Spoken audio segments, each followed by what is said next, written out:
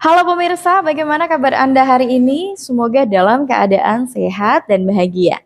Berjumpa lagi dengan saya Solihatun di channel YouTube pribadi saya. Pada kesempatan kali ini saya akan ajak Anda membahas tentang sakit hati lagi. Gimana caranya untuk membalas sakit hati dengan cara yang elegan? Tentunya saya yakin banyak dari penonton ya video ini pernah merasakan pahitnya sakit hati atau mungkin saat ini masih sedang dalam tahap pemulihan. Ketika kita merasa sakit hati, ada banyak sekali efek yang akan kita rasakan ya, baik secara psikis maupun secara fisik. Kita bisa jadi gampang stres, kita jadi menyimpan dendam, amarah, dan hal-hal buruk lainnya. Tentu kondisi ini bisa merusak emosional kita. Nah, kalau dari segi fisik bisa saja bikin diri kita nggak mood makan ya, kita nggak mood ngapa-ngapain, yang akhirnya kita mudah sekali terserang penyakit. Untuk itu, rasa sakit hati itu perlu untuk ditangani dengan tepat pemirsa. Di sini saya akan menjelaskan bagaimana cara untuk membalas sakit hati Anda secara elegan dan tentunya ini sangatlah aman. Yang pertama adalah Anda harus naik level dari segi religius. Kenapa harus naik level?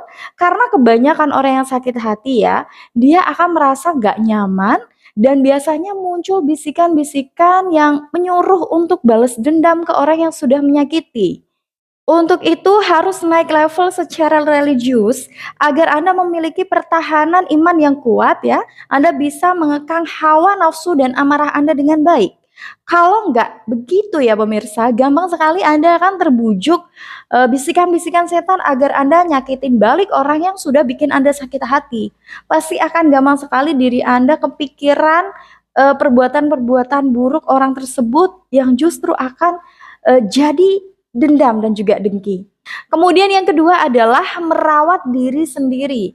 Banyak sekali orang yang ketika sakit hati, dia menuntut orang yang nyakitin dia agar mau memulihkan lukanya. Harus bertanggung jawab dong, sudah bikin aku sakit hati.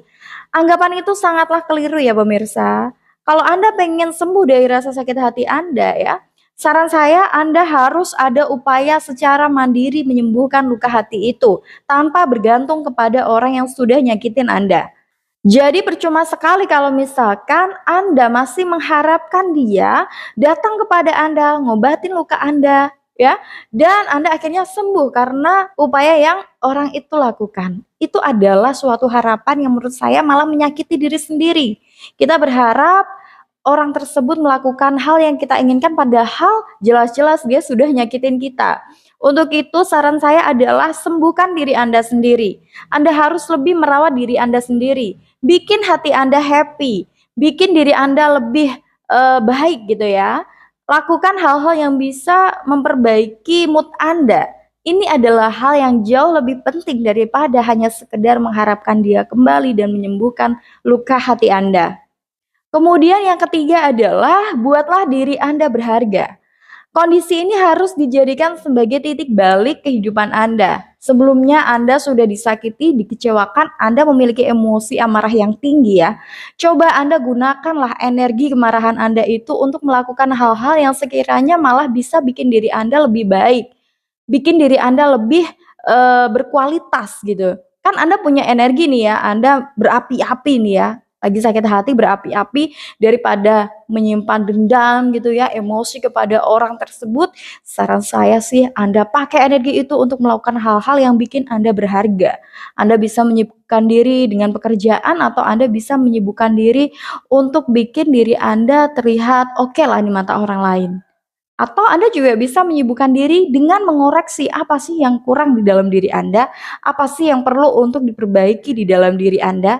Nah, poin inilah yang akhirnya bisa bikin rasa sakit hati Anda berangsur-angsur membaik. Dan bonusnya nih pemirsa, ketika Anda sudah jadi pribadi yang berharga, Anda sudah jadi pribadi yang lebih baik ya, dan Anda sudah menjadi pribadi yang memiliki kekuatan spiritual yang bagus, biasanya Anda akan dipertemukan dengan orang yang memiliki kompetensi yang lebih baik juga, yang setara dengan Anda. Bahkan biasanya di posisi inilah Anda baru menyadari bahwa, "Untung ya dulu aku nggak sama si dia. Untung ya sekarang aku ketemu dengan orang yang lebih baik. Beruntung sekali ya aku sekarang bisa terbebas dari orang toksik seperti dia." Nah, disinilah poin yang sangat-sangat penting untuk Anda perhatikan, bahwa ketika Anda disakiti oleh orang lain, berhenti fokus untuk memikirkan masalah yang sudah terlanjur terjadi. Berhenti memikirkan cara untuk balas dendam kepada orang yang sudah nyakitin. Tapi cobalah untuk lebih peduli kepada diri sendiri dan jadi lebih bijaksana. Kira-kira apa yang diriku butuhkan? Apa yang lebih baik untuk diriku? Apa yang sekiranya Tuhan kasih ke aku akan jaga sebaik mungkin dan kedepannya Anda akan menemukan keberuntungan. Nah itu tadi pemirsa beberapa penjelasan saya ya, pembalasan sakit hati yang jauh lebih elegan, jauh lebih baik, dan jauh lebih menguntungkan. Dan saya pun ya, mempersilahkan bagi pemirsa yang mungkin ingin menambahkan atau Anda ingin cerita disakiti oleh seseorang, boleh ya, Anda tulis di kolom komentar di bawah ini. Dan bagi pemirsa yang mungkin ingin dibuatkan video khusus seputar cinta, pernikahan, ataupun motivasi hidup, silahkan Anda juga bisa langsung tulis di kolom komentar di bawah ini.